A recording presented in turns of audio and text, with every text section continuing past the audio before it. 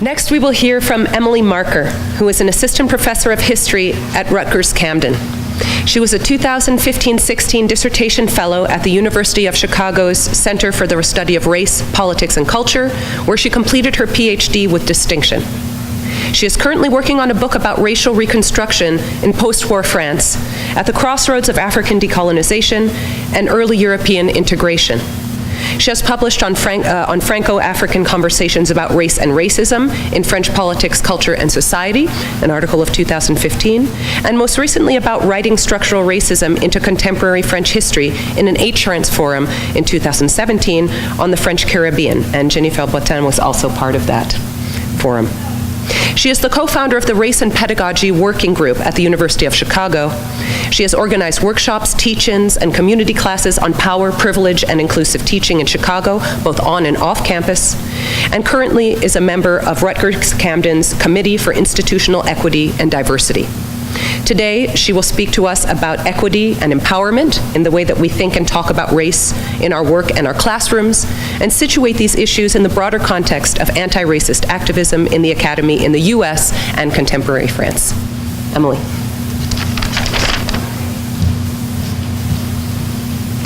Okay, so I don't know if I'll actually do all of those things that I said I was going to do, because I only have 7 minutes.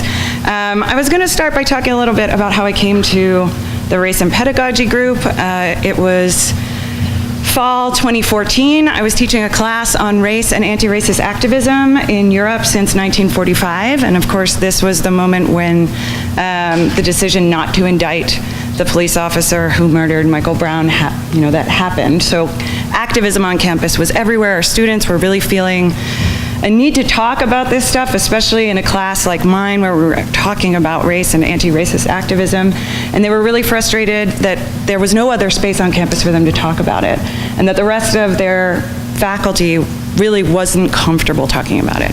So, we talked about this, graduate students, faculty, and we felt like we need to actually make time to create that space where we can talk about race and pedagogy together, because they just don't exist otherwise. And I would just say that this is happening really across the country. There are a lot of groups like this on campuses, both in France and in the US. And we talked to, Paris 8 has been mentioned as a place where scholarship on race has really been embraced and flourishing. It's also a place where activism is very strong, and even in that context where you have a university that is really welcoming to the study of race, there are real tensions between the scholars of race on that campus and the more radical activist groups that are sort of, messing things up, right? I felt this when I was there giving a talk in the Population Noire seminar, and these are sympathetic folk that felt really uncomfortable about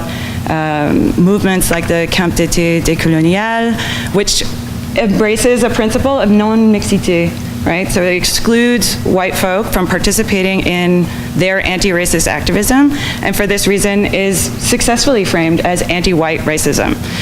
It's worth noting that RT, Russian television, has picked this up and has published and covered this topic, so much so that Anne Hidalgo had to prohibit one of these groups from having a meeting in public place in Paris. So there's a lot happening right now with anti-racist activism and the study of race and the tensions and intersections between scholarship in the academy and activism.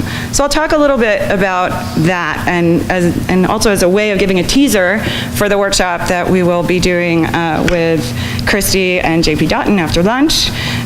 So my remarks will be sort of brief and vague, really meant to be a teaser. But I wanted to start with Tyler's point last night that now in the academy and in the humanities especially, we're increasingly being asked, and consequently asking ourselves, how and why does what we do matter? Tyler argued in his talk that studying racial and class politics in 1919 in French history can illuminate aspects of how race, class, and racism work today. And I just want to stress, this is kind of obvious maybe, but just to make it even more explicit, that that's so important, because making those dynamics visible is the essential first step to combating structural racism.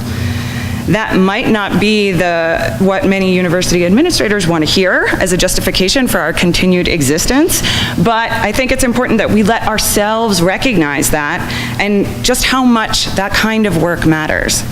I think since the election, lots of folks feel sort of adrift and lost and disoriented, feeling helpless, unsure of what to do, how to resist the constant onslaught on values and institutions that many of us, if not most of us, hold dear. And I think one of the ways that this has manifested itself, I've seen in and beyond the academy, is people sort of thinking about what kind of organizations they can get involved with, making donations, what have you. But I think that one of the best, most effective, and longest lasting things to do is to really commit ourselves to pushing for equity, justice, and empowerment where we already are, to work to democratize the spaces we already inhabit at our home institutions, in our departments, in our field, and in our classrooms. So that probably all sounds fine, well and good, but as has sort of been alluded to already, the pivot from generalized ideas of equity and inclusion to the specific task of combating structural racism often conjures up various forms of resistance on multiple levels. And one very basic variant of that resistance stems from just a sense of feeling like you don't know where to start. And that is precisely why we've organized this hands-on workshop after lunch, where we can talk about concrete strategies and practices we can all employ to confront structural racism in our research and in our teaching. So some of us may be able to do that more or less through our research, and JP will talk a bit about that this afternoon. But regardless of our areas of specialization, we can all do this through our teaching. So I want to emphasize that this can, but does not only have to do with course content. I want to suggest today that we can all work towards turning our classrooms into sites that disrupt the relations of power, privilege, and authority that sustain white supremacy. So, did I just tell you all that you are responsible for working to end white supremacy? And the answer is yes, I did. And if that makes you feel uncomfortable, that is totally okay. It's normal and to be expected, because that's actually how structural racism works.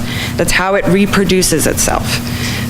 Structural racism is maintained when honest dialogues about race get shut down. So again, this question of visibility and invisibility is so key to keep our sights on at all times, in our research, in our teaching, in just the way we inhabit our spaces in our institutions.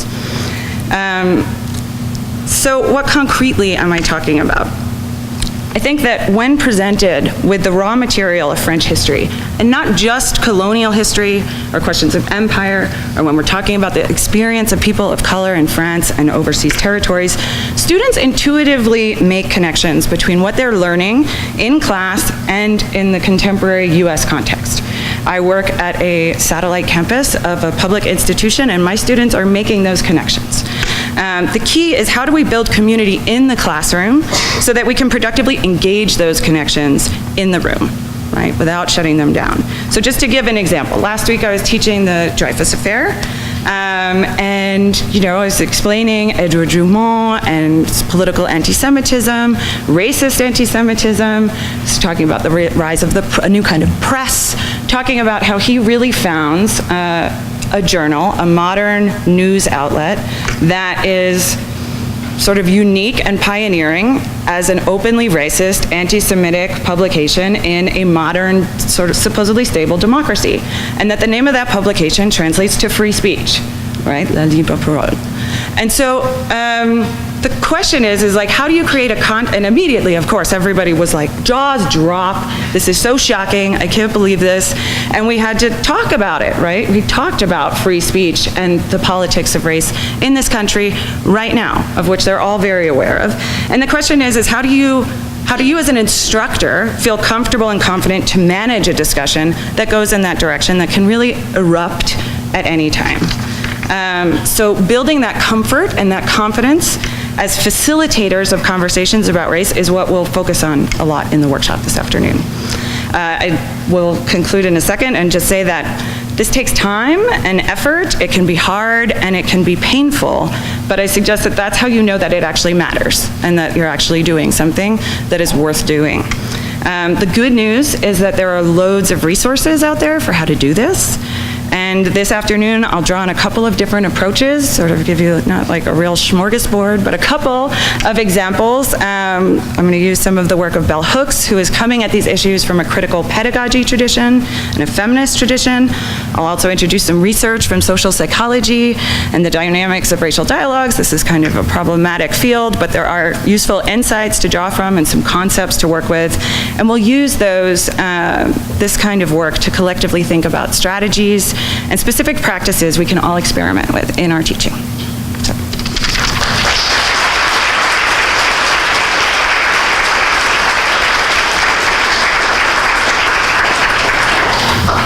Thanks, Emily. Finally, we will hear from Nimisha Barton. She has served as the Associate Director of Programs for Access and Inclusion at Princeton University since 2015. At Princeton, she runs the Freshman Scholars Institute, a summer academic bridge program for students from lower socioeconomic backgrounds who are the first in their families to go to college. She also launched Princeton University's first four-year scholars program for first-generation low-income students, the Scholars Institute Fellows Program, which has been featured in Harvard Alumni Magazine, the New York Times, the Chronicle of Higher Education, and, come January 2018, 60 Minutes. Her current professional interests are directly, look out for that one. Her current professional interests are directly related to her scholarly and research interests, namely examining how so-called outsiders become insiders. She completed her PhD in history at Princeton in 2014 and a dual BA in history and religious studies at Berkeley in 2006. Her research on gender, sexuality, and immigration in modern France has appeared in French Politics, Culture, and Society and the Journal of Women's History. She is also currently completing her book manuscript, Reproductive Citizens, Gender, Immigration, and the State in France, 1880 to 1945. Today she will speak to us about scholarly identity and the embodiment of difference, the purpose of diversity and inclusion efforts targeting undergraduates and graduate students, and ways to make classrooms welcoming and inclusive for all. Nimisha. All right. Thank you very much for waiting until the bitter end. I hope it's not too bitter. Christy, thank you so much for inviting me to participate on this very distinguished panel. It's really an honor to be here with all of you.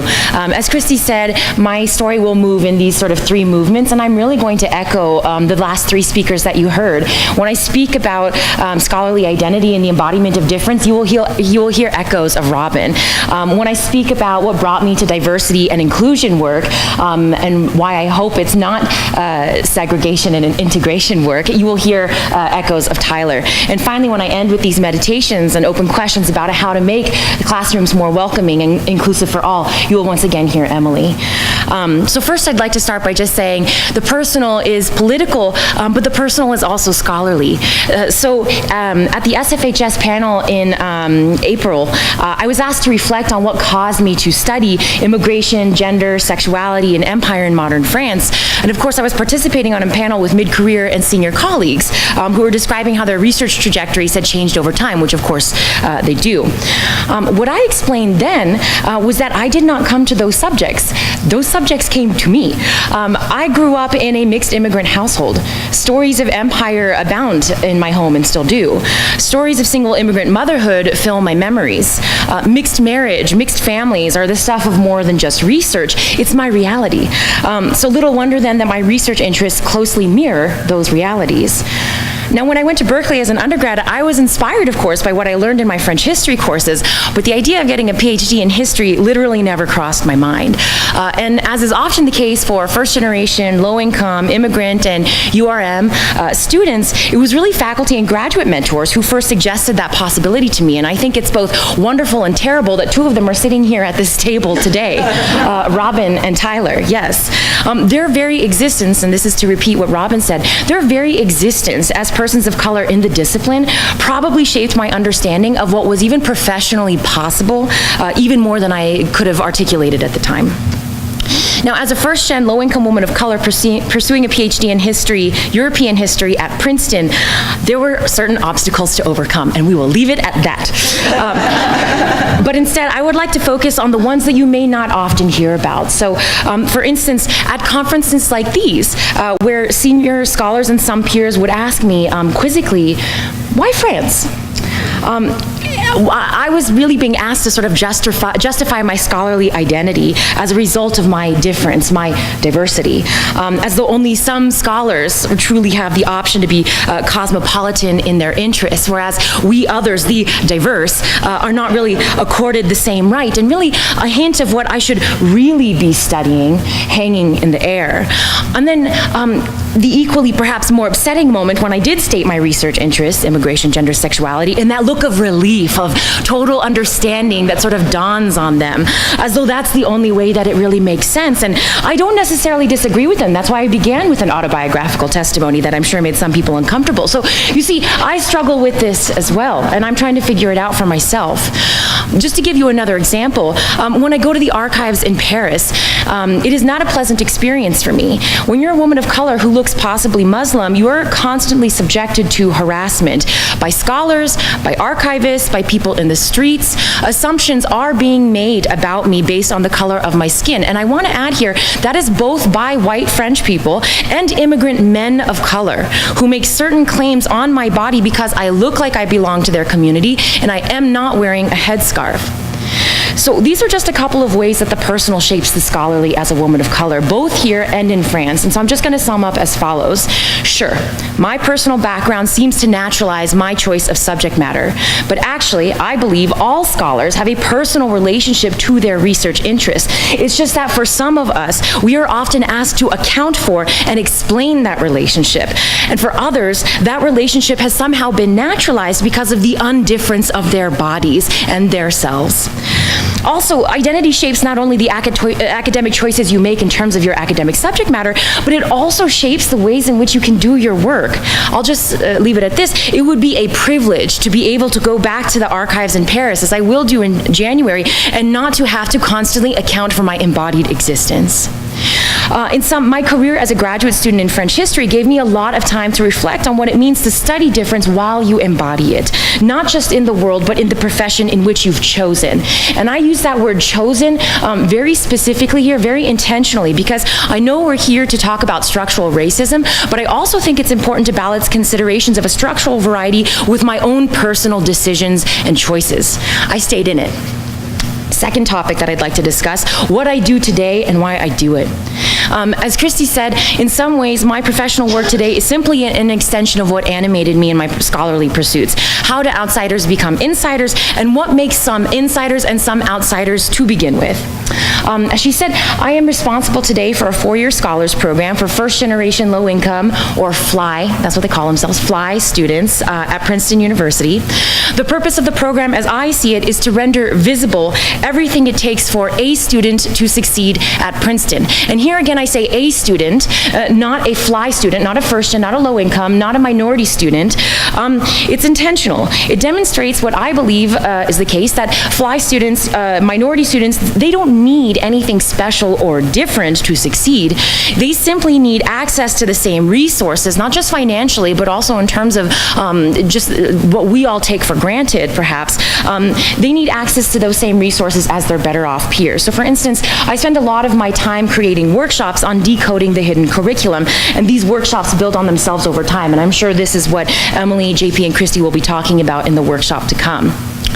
I've also grown increasingly interested in helping students navigate the politics of difference within the college setting. So in classrooms, with their professors, with their peers, and eventually, something that's not often talked about, with their families and home communities. We don't often think about it, but actually access to Princeton University or any other sort of, any college education at all can be a one-way ticket out of home with no possibility of true return. And that can be very complicated in different ways, and I'm happy to talk about that in the Q&A. Now, these considerations that are both scholarly and personal have really determined the graduate curricula that I've come up with for now FLY and URM doctoral students at Princeton. It's really two curricula. The first for early career graduate students who need advice on how to navigate academia. The second for later career graduate students as they consider a post-PhD career. I can talk about what exactly those curricula look like, but instead I'd like to talk about the elephant in the room for both undergraduates and graduate students who come to my workshops. We're asking who mentored you and who didn't. What assumptions were made about you and which assumptions were not made about you? How has your difference shaped your scholarly, your personal, and your professional choices? And how can you now take power back? So now if I'm going to summarize again, what is diversity work? Well, in my opinion, it's about rendering visible the invisible. Those standards, those norms, those cultures, those expectations in which and through which academics operate.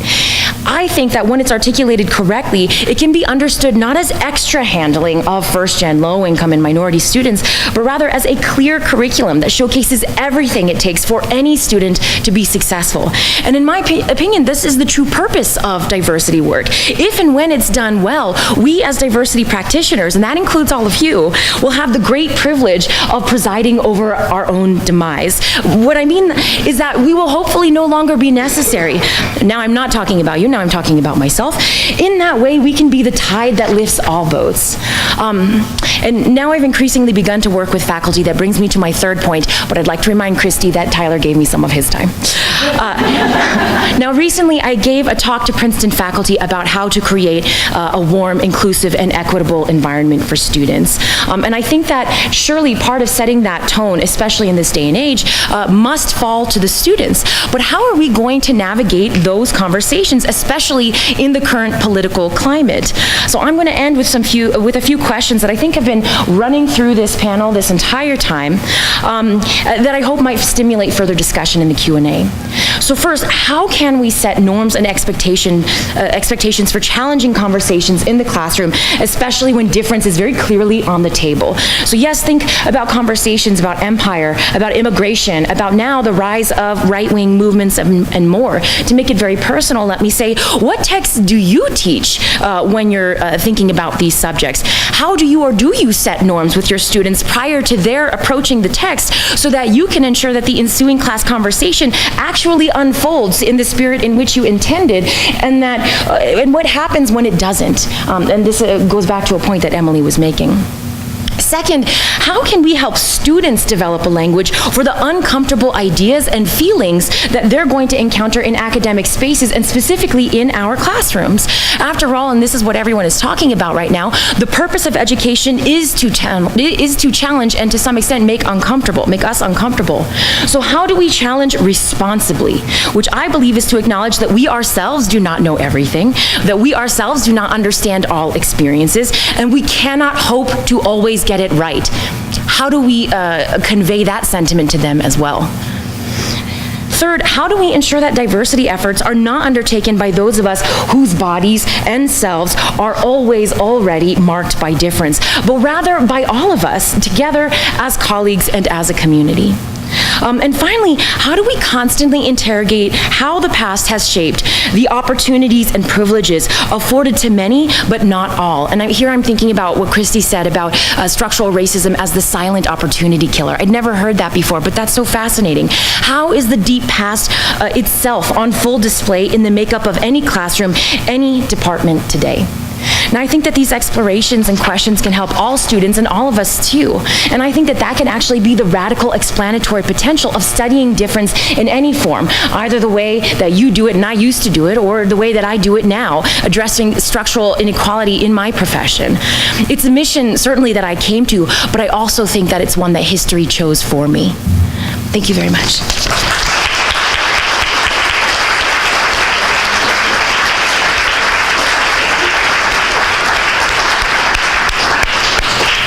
Thank you. So without further ado, let's open a few questions on the floor. Do you want to pass on this mic?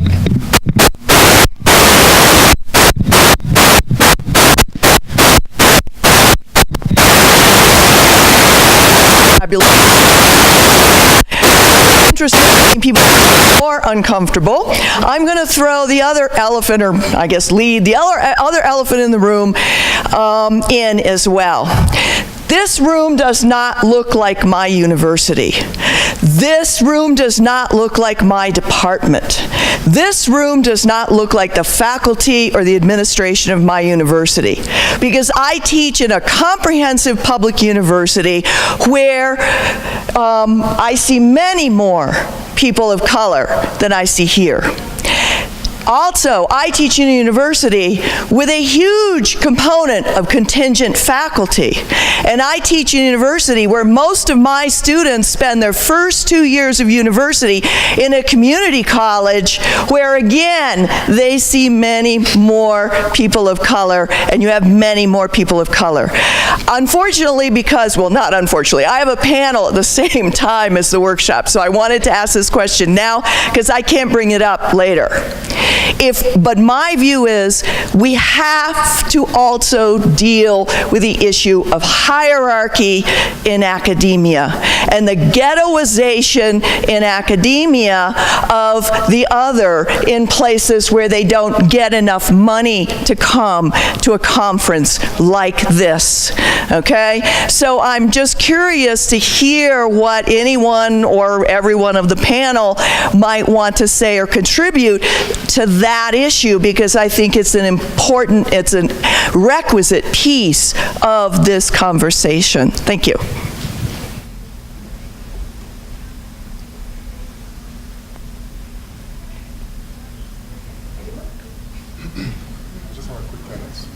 Actually, I think I was really taken aback by, really impressed by, touched by Robin's, Robin's comments that she is here because actually Tyler saw her. And so I think at your university, wherever you teach, you also can see somebody, right?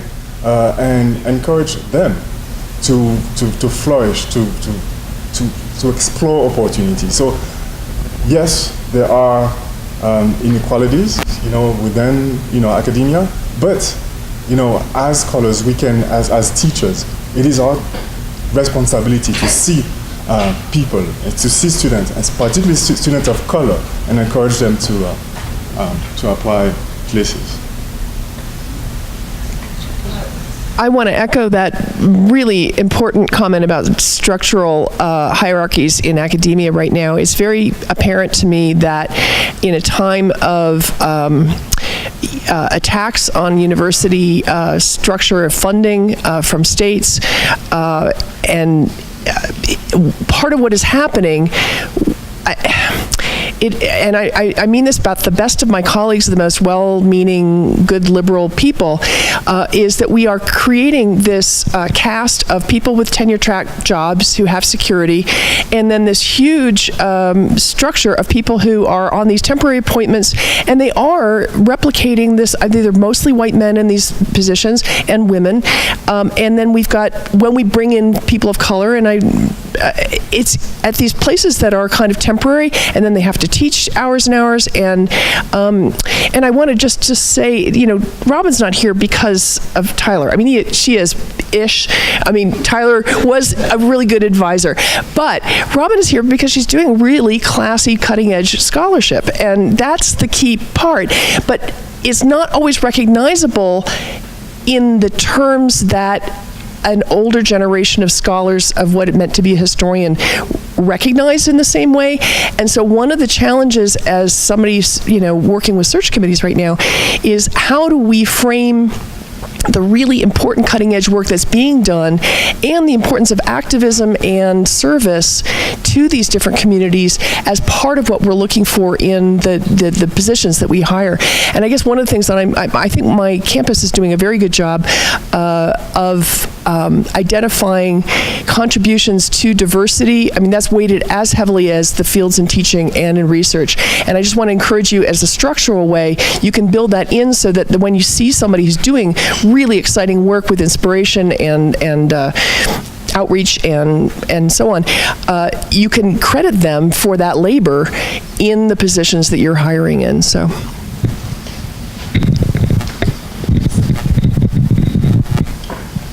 I just want to agree with the last two speakers and just say there's something to it too. I think that you're getting at it with that idea that there's other kinds of work, right? So if we're going to be addressing structural racism and we're actually at institutions where our student body is the student body we want to help to make the next generation of academia, and higher education less white, right? More integrated, more egalitarian. But there's penalties sometimes within our specialty, our field, where we're not seen, because the work that we're doing in our institution may in fact absence us in ways, maybe from conferences, but also maybe just from the time that it takes for deep thought and publication at the level of some of our other peers. But we're deeply invested in research, not just for ourselves because it's part of who we are, but also because that's the tie that brings in our students, right? All of our students. I really loved what you had to say about these are not just skills for students of color, first generation. These are really skills that we should bring to all of our students, and I think once we start looking at it that way, that's really helpful. But I think if we're starting to talk about how we're going to deal with it in our society, we also want to think about how we don't absent, by accident, scholars that are present with us. Because in some ways we don't look like you, not just maybe, this way, but on paper too. So, okay.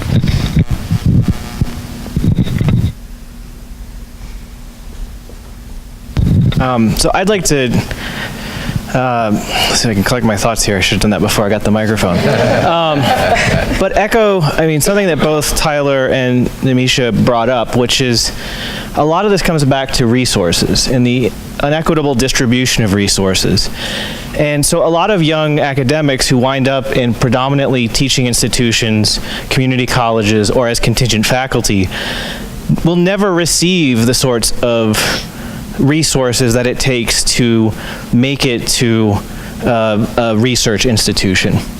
And because of it's coming back to the structural racism, the kind of structural economic inequity will cause this kind of bifurcation of career trajectories that will always keep people who can't get access to those resources into those more luxurious tenure track positions, as resource starved as they are in the humanities, but still comparatively so.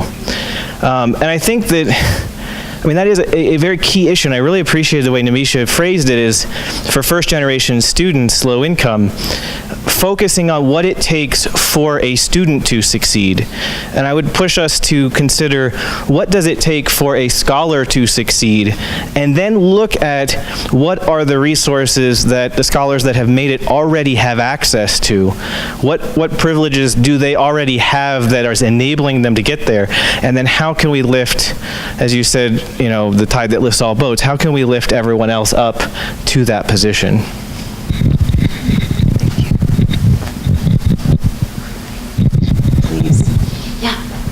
Thank you all so much for these comments. It actually, just hearing you reminds me that, we're talking about structural racism in the academy, but of course, when our students come to us, they've experienced structural inequity in a variety of places, right? Within housing, within their secondary schools, just in terms of the resources that they have or have not had access to. That's part of the story that they're coming to us with, right? So it's a much larger question, and I don't know who I'm referring to here, but someone was talking about how we have to start with our piece, our corner, right?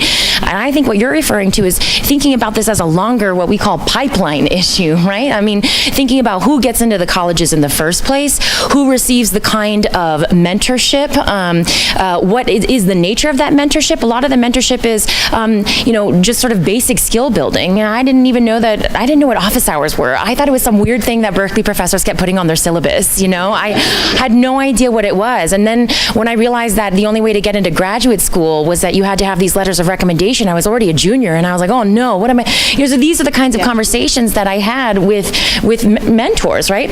I think to your point about resources, like that knowledge is a resource. And so who has had that knowledge in the past and thus has not needed that more formalized system of mentorship in the past, right? That's another way of sort of thinking about it. I'm thinking also about what you said about who winds up sort of making it as a scholar and who does not, right? We talked about adjuncting. Well, some people have the financial resources to hang on for a very long time through adjuncting, and some do not, right? I think that's another thing to consider. And I would say that the pipeline extends all the way to the sort of tenure moment, because when there are always certain people who are consistently called upon to be providing that knowledge, that mentorship, that sponsorship, that support to others, and if that is not rendered visible in the tenure file, they just become another case of someone who couldn't make it, right? And so I think it's a much longer, vaster sort of issue, and it starts with this wonderful piece of advice about rendering that visible too, that labor that scholars are putting in to invest in the future generation of scholars down the line. I think it really sort of starts there and must trickle down, and I think that's something that everyone in this room could probably take action on tomorrow or Monday. Sorry. Emily, and then. I'm just going to say one short thing about that. Tom Holt once said, as an observation about the way in which there was so much more mobility for African Americans in the military than there is in academia. And one of the main reasons is that there are very clear public rules and it's just so transparent what you need to do to rise up, right? Whereas in academia, it's all hidden rules, hidden scripts, norms that nobody tells you about. So this is something we'll talk about in the afternoon, but I'm glad you raised that. Yeah. Thanks. Oh, I've got a lot of people.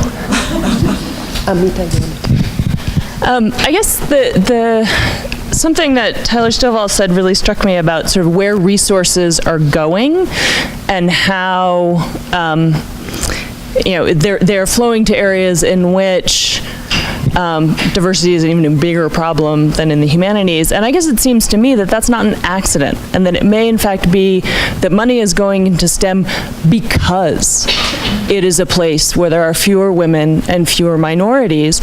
And what we know about the history of industries is that when women and people of color start to succeed, the industry gets devalued. It is considered to have been de-skilled.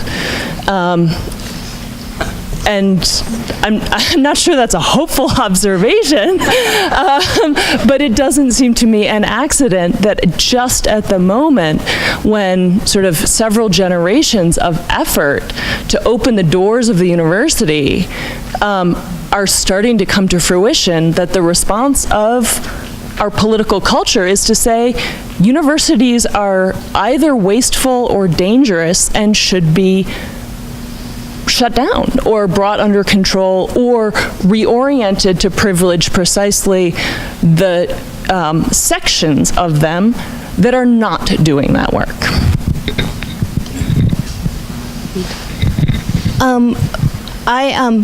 I'm pulling my thoughts together here. Thank you very much for a lot of insights, a lot of things to think about.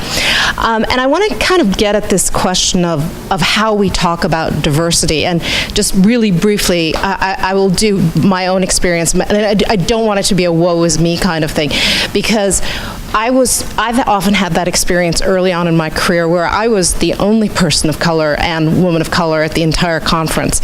And I didn't have the grace, I had the disgrace of saying, I work on nuns. I don't work on race. And and it's been very interesting because I have had people explicitly say, well, why don't you work on India? Then if I didn't work on India, then why aren't you really working on race? And so I'm supposed to embody a certain scholarly discipline.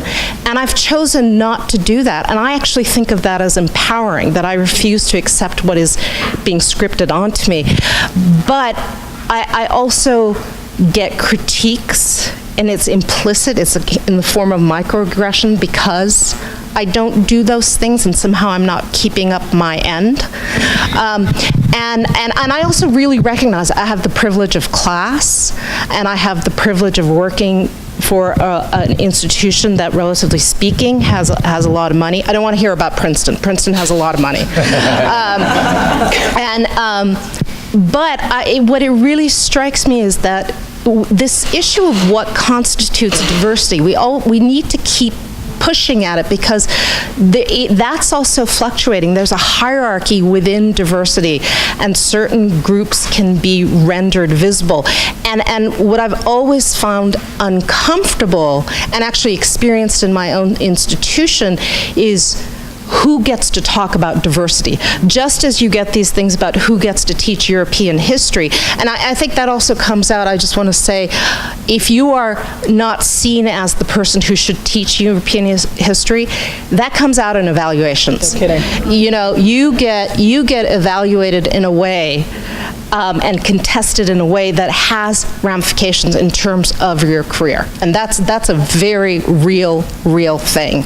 And I've experienced that. And I'm sure there are people here. So I think, but it's also about this kind of who gets to define diversity, how we keep that open. And I guess this also goes to this issue of intersectionality, right? Because the position of the privileged and the oppressed is always shifting. That's another part of the theory of intersectionality, that itself is also, it's not just about these things intersecting. That's the part one. But the part two is about privilege and oppression being shifting. And I think that needs to be part of the discussion as well. If I may jump in really quick, Christy, is that okay? Really quick. I want to kind of piggyback on a number of issues here. The first is this question of who gets to speak. And I feel like I need to confess, I've been dreading this roundtable. Some of you know. But at the same time, I feel an extreme responsibility to sit up here. And I've been dreading it because I feel like we have here, for the most part, all the people in French history who are of color, who have been asked to stand up and share their experience and perform in a certain way, a kind of an experience in the academy. But at the same time, I feel like that is a responsibility that, you know, I have to embrace and take on. But I think that this conversation about responsibility, about mentorship, is an exceptional one. And I've been so pleased with the Western's development of the new mentorship program.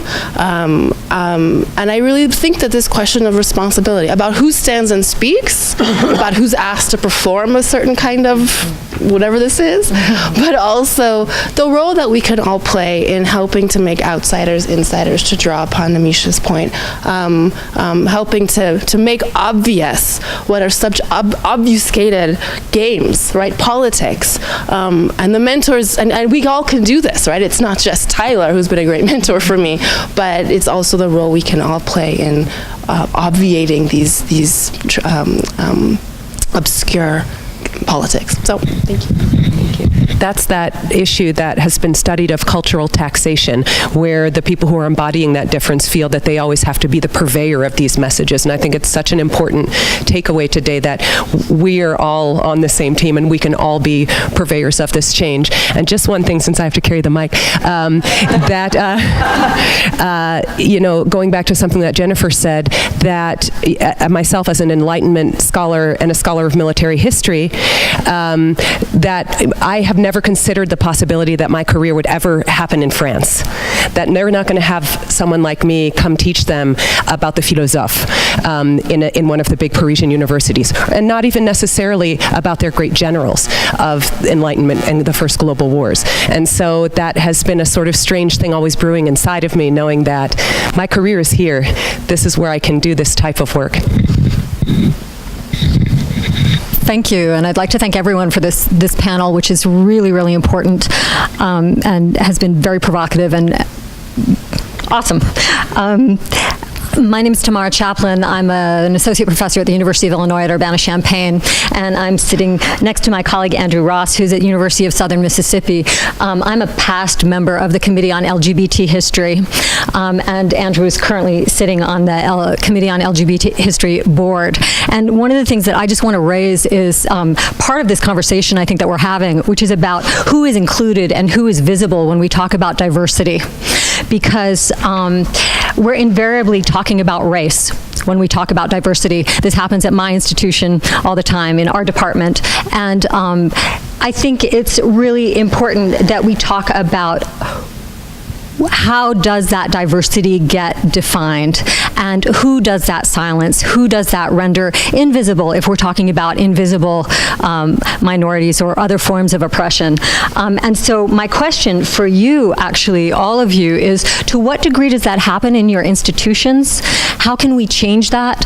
I know that it really affects the students in my classrooms. I also teach history of sexuality, so I often have students who are LGBT, transgender, things like that, and it's really important that their concerns also become part of our conversations when we're talking about questions of diversity and oppression. So I raise that to you just because that really was actually not discussed at all in this panel, which I know is called Addressing Structural Racism. So perhaps there's a justification for that absence, but I think it's a kind of structural oppression and prejudice which bears including in that general conversation. So, thank you. Christy, I can actually jump in on that just very briefly, since it was sort of a question. I can project. Can I just project? Is that fine? All right. So I'd like to say that two things. First of all, as someone who the first time she sat down to teach a class, sat down, students sat right next to her, I started the class and they jumped away from me because they didn't realize I was the teacher. And as somebody who, this literally happened, and as somebody who didn't have a parent who was an academic, the thing I learned very early on, which I think ties into this mentorship question we've been talking about, is the importance for me to ask questions of others, because I didn't know how anything functioned. Sometimes I started academia because I liked writing and research. I didn't know what anything else was about. So I started by asking all those questions, and then I realized that nobody just told me this, so I try to pass forward all the things I didn't know, which I'm realizing other people can't guess either. And that's where the mentorship, I think, is particularly important, to remember all the things we didn't know when we were going through as undergrads and when we were going through as grad students, and pass that information on. And it is invisible labor. It does not show up anywhere, and I do not get any credit for the mentorship. But for me, it's one of the most important things I can do. And so that's something I would pass along. And then in questions of, the other forms of inclusivity, one of the things that we did in our department that I'm actually pretty proud of, in the French department, is we actually have a dual degree with the Women's Gender and Sexuality Studies program. And that has made more visible among our students, those who are interested in questions of sexuality studies and gender and women's studies, the possibility to make that a part of how they study French culture and society or French literature, in ways that I think has really given them more voice and more visibility, and it has changed in some ways the makeup of the department in a positive way.